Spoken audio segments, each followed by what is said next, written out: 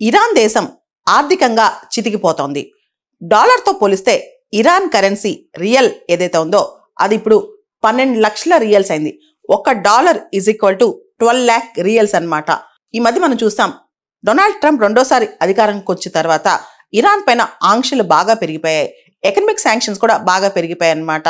దీనికి సంబంధించి మనం చూస్తే ఇప్పుడైతే బారక్ హుసేన్ ఒబామా అధికారంలో ఉన్నారో ఆ టైంలో, అంటే 10 సంవత్సరాల క్రితం JCPOA joint comprehensive plan of action అని చెప్పి ఇరాన్ని ఒక దాటి మీద తీసుకొచ్చి పీస్ ప్లాన్ ఒకటి చేశారు.